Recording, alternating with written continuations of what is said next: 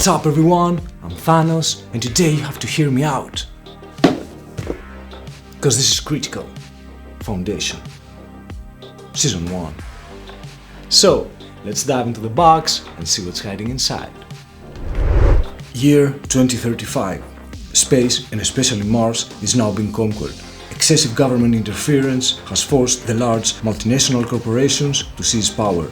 This is the era of the corpocracy. The nano-revolution has brought the digital era to an end and spawned a multiple of innovations. The Icarus agency has been formed to react to these changes and to investigate sensitive cases and intervene in delicate operations. Critical is an immersive and exhilarating role-playing game.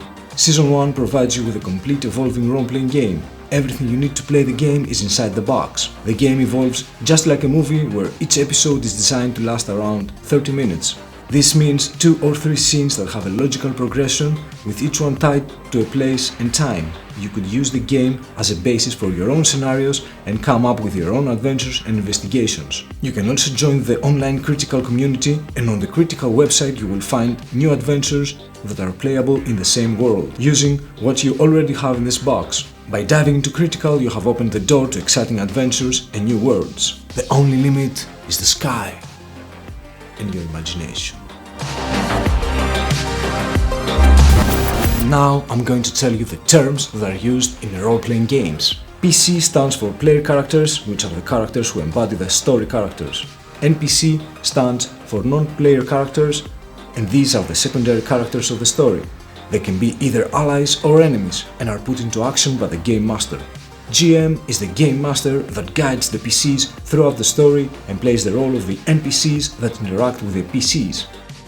D6, D8 and D12 are the 6, 8 and 12-sided dice that you use to make your checks. At the beginning of the game, you create your character by choosing one from the 4 available. Each player has an occupation which determines their main attribute, their background and their starting equipment. Attributes are dexterity and physical, which represent the bodily abilities of your character, and the mental and social, which represent the intellectual abilities of your character. After choosing a character, then it's time to choose a name that you will use throughout the game. Then you choose your background, which is linked to an occupation and reflects to your character's background story. Your background also gives you 3 skills that relate to the 4 attributes and reflect what your character knows or can do. Finally, you can gather your starting equipment, which is specified by your occupation. And now, agents, you are ready to go.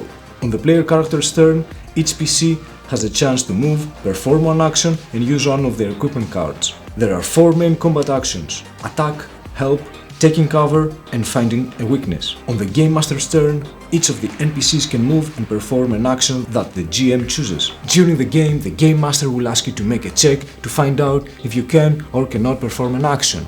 Each check has a difficulty level, which is the success value you must achieve to accomplish your action. The difficulty of an action is determined by either the episode you're playing or the GM, and not by the characters. There are 2 types of checks: individual and group checks. In an individual check, each affected PC makes a check and applies the individual results to their character. In a group check, all PCs make group checks, and if at least one of them succeeds, then the check is a success for the whole group. To make a check, you roll a d12 and you add any bonuses you may have from your character's main attribute, skills and equipment. Then you compare your result against the difficulty set by the GM. If your roll is more than or equal to the required difficulty, you succeed. If it's less, you fail. If your roll is at least 2 times the difficulty level, you get a critical success and you double any advantages you might have. If you roll an X on the d12, you suffer a critical failure and you can't use your bonuses and your action has failed. Completely. If the failure leads to a loss, that loss is doubled. However, you get 1 hero token as a compensation. In group checks, if at least one player has rolled an X, when all PCs fail a group check, then that check is a critical failure and the group gets 1 hero token. Otherwise, the result is ignored and the group does not receive a hero token. The hero tokens are common to all PCs, so every time one of you gets a hero token, the whole group earns it. When the GM asks you to make a check, you can discard a hero token and add the D8 to your roll. So, you can roll both your D12 and D8 and add the results. Your character has 2 health points, which means they can receive 2 wounds and/or status cards before they are exhausted. Wound cards represent the physical damage that your character suffers. Status cards represent effects that prevent your character from doing certain things. Now, the good thing is that you can heal according to the indications of each episode and by using your equipment, if this is possible, of course. If your character receives a 3rd wound or status card, they become exhausted. In this case, you have to sit out for the rest of the current scene, discard all your wound and status cards, and take an exhausted status card. But you will suffer a handicap. Your equipment is made up of weapons, armor, and other items you can use in order to perform actions. Some equipment cards can be used only a few times, and you have to recharge them to use them again. Others allow you to re-roll your dice when making a check, even if you have rolled an X. You can use only one weapon at a time.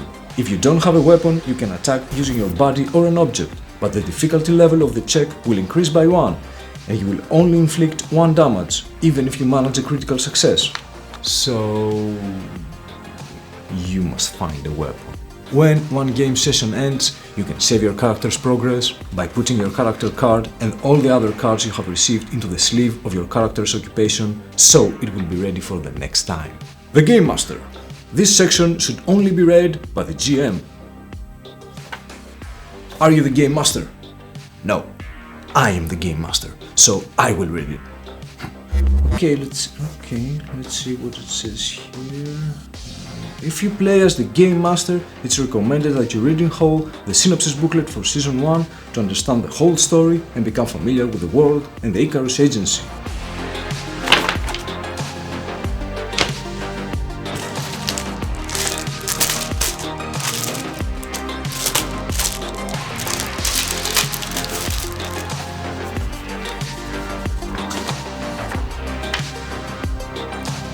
After that, you can start reading the episodes. All of them. The episodes are designed in a way to teach you how to play the role of the GM and with all the information you need to direct the game and guide the PCs. The narrative is flexible and will allow you to improvise during the game. A good GM is strict but fair, vengeful and forgiving, hurting but not deadly. While setting up an episode, you adjust the difficulty of the game by giving hero tokens to the players depending on the player count. Reading the episode at least once before the game session will allow you to become more familiar with it, its setup, the main events, the key moments, the components that should be used and the checks that should be made. Also, you will become more comfortable when improvising and directing the episode. The episodes are structured around 4 key elements that are narrative, where you read these sections aloud to create a nice atmosphere and prepare the setting for the scene to come. Roleplay. In this phase you play the part of the NPCs and there's going to be an interaction where the PCs will have to ask you the right questions in order to get the information they need. Investigation, when during the investigation the PCs will have to find specific information and think of possible ways to proceed. Make sure that you describe the situation accurately with extra guidance if necessary to help them achieve their task. And action, where the action scenes usually have to do with combat, but they may also include entering a place or catching a suspect. In this phase, you should divide the time in such a way that all PCs have the chance to speak up and perform an action.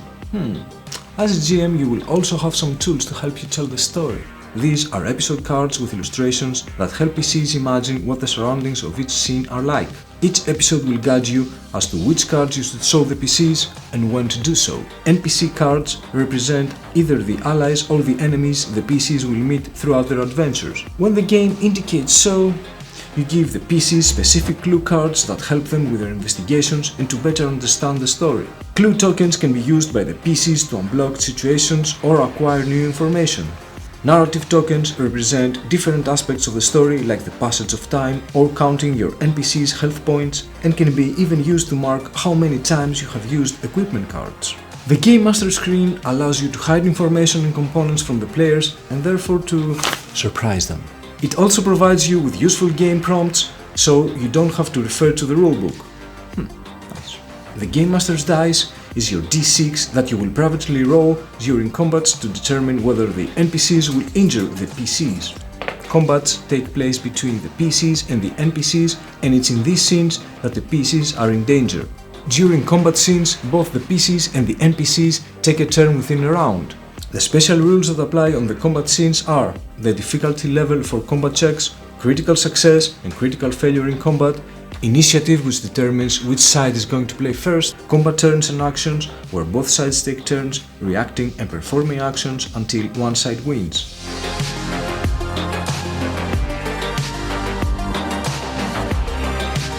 Critical is an evolving role-playing game that gives you the chance to configure it and use it as a basis to write your own scenarios and create your own adventures and investigations. Well, this was my story of Critical. Until next time, take care and remember, the imagination imitates. It's the critical spirit that creates.